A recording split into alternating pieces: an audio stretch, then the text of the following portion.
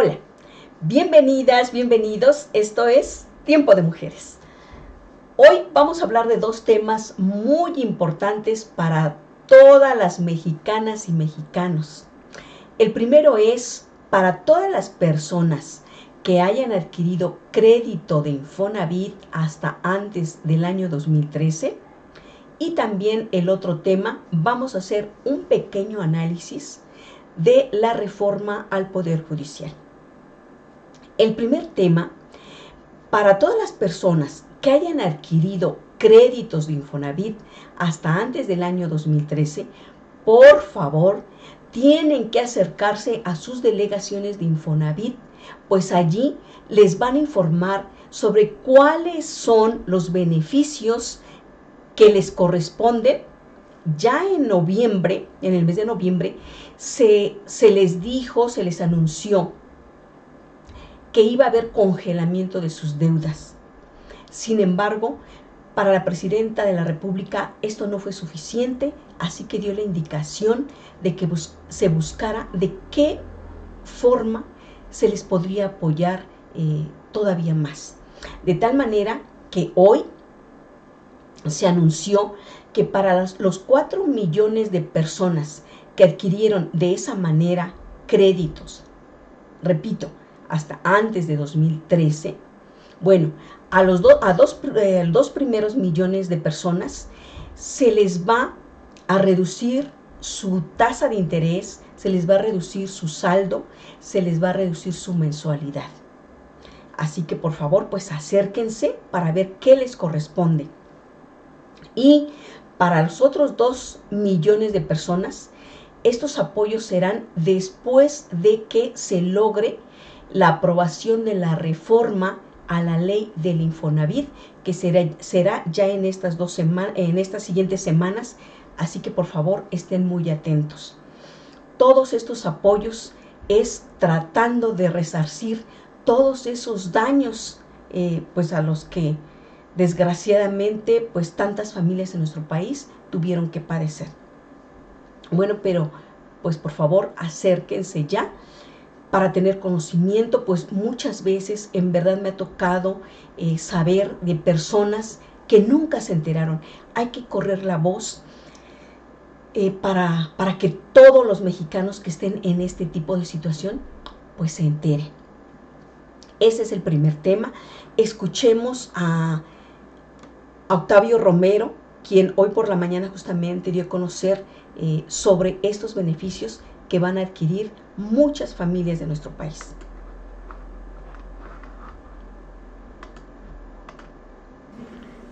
Entonces, ¿qué hemos hecho al respecto?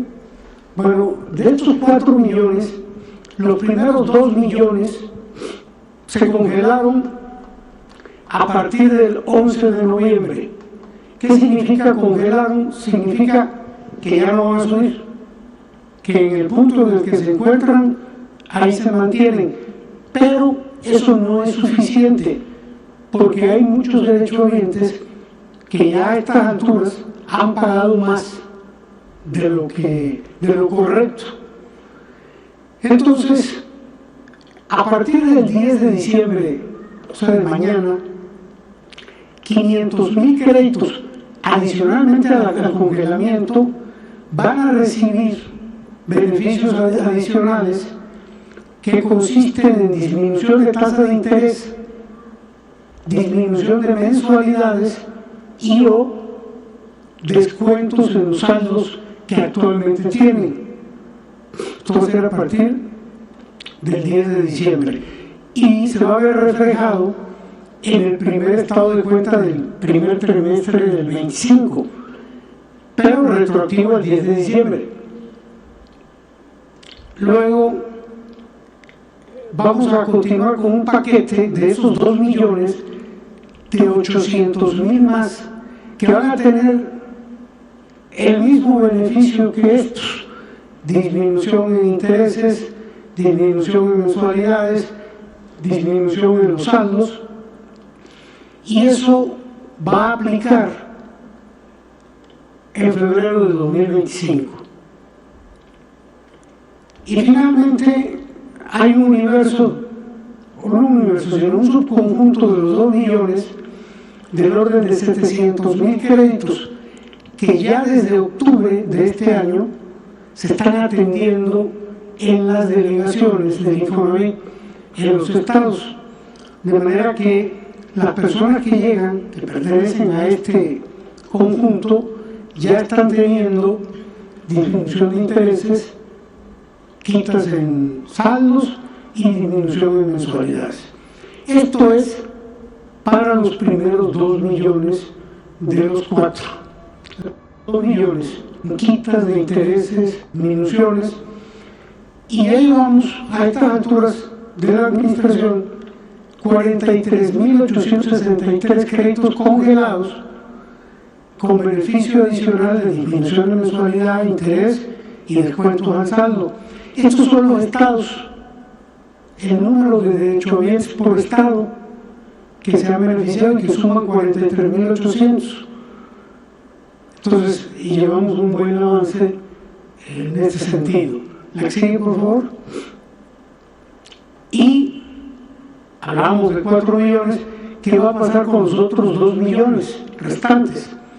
Bueno, en estos próximos días se va a hacer el cambio de ley del Infonavit, probablemente en esta semana, y a partir de este cambio de ley del Infonavit, estos 2 millones de créditos también van a ser congelados, van a ser congeladas las mensualidades, se van a otorgar suspensiones en los pagos, pero a diferencia anteriormente, ya no se van a generar intereses cuando el trabajador pierde el empleo. Este es un problema porque si el trabajador perdía el empleo,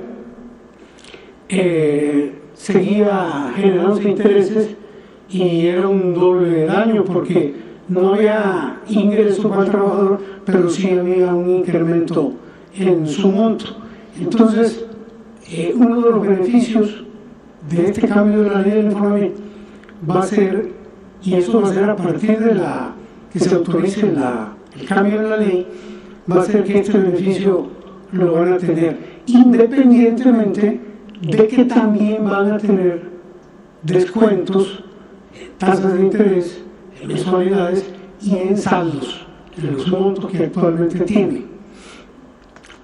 Bueno, pues esa es la explicación. En otro tema, la reforma al Poder Judicial. Un tema por demás escabroso, complicado, porque pues es algo nuevo, la forma en cómo se van a seleccionar todo el personal del Poder Judicial, pues nunca, jamás en nuestro país había sucedido. Entonces, al ser algo nuevo, por supuesto que hay incertidumbre, preocupación, pues la corrupción en nuestro país aún existe. O sea, no podemos negarlo, porque si lo negáramos, entonces no podemos avanzar. Entonces, sí hay preocupación. Además, pues al escuchar a personajes muy preparados, personajes especialistas de nuestro país y del mundo, sobre comentarios de algunos, muchos criticando que no, esto no nos va a llevar sino a una dictadura, porque entonces se va a concentrar todo el poder en el Ejecutivo, es decir, en la Presidenta de la República ahora. Por supuesto que es preocupante.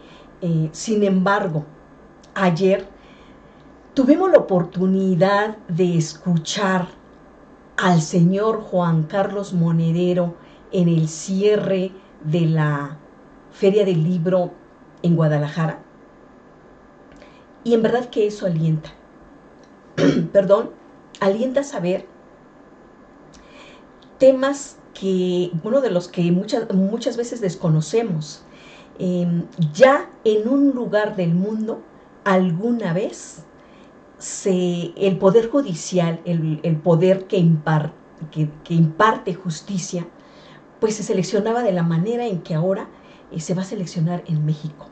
Y ese lugar es nada más y nada menos que la cuna que vio nacer a muchos de los mejores filósofos del mundo, es decir, en Grecia. en Grecia se seleccionaba de esta manera a las personas que impartían justicia. Entonces, hoy en México tenemos esa gran oportunidad de ser el primer país en el mundo donde todos los lugares, todos esos puestos del Poder Judicial van a ser seleccionados por el pueblo. Sin embargo, aunado a ello, tenemos el gran reto de erradicar la corrupción en nuestro país. Porque es cierto, estamos ante dos posibilidades hoy, o por lo menos son las que más podemos ver. La primera, que este poder de justicia, jueces, magistrados, sean cooptados por grupos delincuenciales, sería terrible. Si no trabajamos hoy, repito, cada mexicano, para erradicar la corrupción. Pero si lo logramos, si cada uno, desde nuestra trinchera, desde mi hogar, desde que salgo en mi carro, y si cometo un error, tengo que seguir los procedimientos de la justicia. Tengo que permitir, tengo que aceptar una infracción, ir a pagar lo que tenga que pagar y aprender de ese error. Cada uno, por el error que cometamos, tendremos que seguir el procedimiento legal y respetarlo, aunque no nos guste. Ese es el tipo de trabajo que tenemos hoy que tomar cada mexicano y mexicana si es que queremos verdaderamente lograr que ese poder judicial imparta verdadera justicia en nuestro país. Por supuesto que la mayor responsabilidad hoy recae en quien encabeza nuestro país, que es la Presidenta de la República. Por supuesto que también recae en los representantes, en senadores, en diputados, en la presidenta del partido más grande hoy en nuestro país. Pero cada mexicana y mexicano tenemos que hacer lo propio. Tenemos que educar a nuestros hijos para erradicar la corrupción en nuestro país. Y creo que si caminamos por ahí, entonces verdaderamente hemos de lograr lo que ha dicho la Presidenta de la República: ser un ejemplo de justicia para todo el mundo. Pues ojalá que así sea, ojalá que todos contribuyamos con lo que tenemos que hacer. Nos vemos en el siguiente video. Antes que eso, vamos a escuchar un poquito de lo que ayer, como cerraba ayer Juan Carlos Monedero en la Feria del Libro en Guadalajara. Primero planteándoles que claro, que es que el lawfare, el Poder Judicial utilizado como campo de combate, es la gran reserva de los poderes, de las élites, de las oligarquías, para frenar a los gobiernos de cambio cuando ganan las elecciones. Porque cuando la derecha pierde las elecciones piensa que le han hecho trampa, porque piensa que el poder les pertenece. Históricamente en todos nuestros países no toleran que estemos en el Palacio de los Pinos, en el Palacio de la Moncloa, en la Casa de Nariño. No toleran que pisemos la moqueta donde ellos han sido los dueños y les molesta y consideran que están legitimados para hacer cualquier tipo de trampa. Y antes de dar golpes de Estado, dan golpes de Estado blandos a través del Poder Judicial, porque es el poder más elitista de todos nuestros poderes. Fíjense ustedes que, como planteaba Lenia, intentan parar las leyes. Como planteaba ella, les conceden al margen de la Constitución duración de los mandatos que no tienen, pero esto lo hacen en todos nuestros países. En España el Consejo General del Poder Judicial, que es el órgano de gobierno de los jueces, y el Tribunal del Consejo General del Poder Judicial es el presidente del Tribunal Supremo, ha estado 5 años ajeno a la Constitución porque la derecha no ha querido renovarlo, porque se juegan 30 casos judiciales donde está una buena parte de la dirección de la derecha española y querían que estuvieran sus jueces amigos para evitar que les juzgaran. Y ha estado 5 años fuera de la Constitución. ¿Ustedes creen que es posible que la izquierda podría haber hecho algo parecido? No, porque consideran que el Poder Judicial es de ellos. Y por la misma razón, fíjese, y esto claro, no se puede explicar en términos jurídicos, se tiene que explicar en términos sociológicos. Es que en todos los sitios donde enjuician a los líderes de la izquierda, nos encontramos con que los jueces que los enjuician se van de cacería, se van de cena o se van de reuniones con los líderes de la derecha antes de ese tipo de decisiones, como hemos visto en tantos países, aquí o en Argentina, los jueces que han inhabilitado a Cristina Fernández de Kirchner. En la misma dirección, y termino con esto, nos encontramos con que la pérdida revolucionaria de que sea el pueblo el que recupera a quien nombra a la magistratura, como ocurría en el mundo griego, y se castigaba cuando tú te presentabas al sorteo, porque podías no presentarte, pero si tú te presentabas y asumías una magistratura y lo hacías mal, te castigaban, y si lo hacías muy mal, igual incluso hasta te ejecutaban o te echaban de la comunidad, porque habías perjudicado al conjunto de la ciudadanía. Y resulta que, ya digo, cuando ustedes están poniendo en marcha un proceso revolucionario inédito en el mundo, que es recuperar para el pueblo las magistraturas, la justicia, resulta que todos los jueces del mundo occidental les entra miedo. Porque, y permítanme ponerme poético, la reforma judicial que ustedes han hecho, creo que está a la altura del ajusticiamiento de Luis XVI, del fusilamiento de Maximiliano, o de la ejecución de los Romanov en Rusia.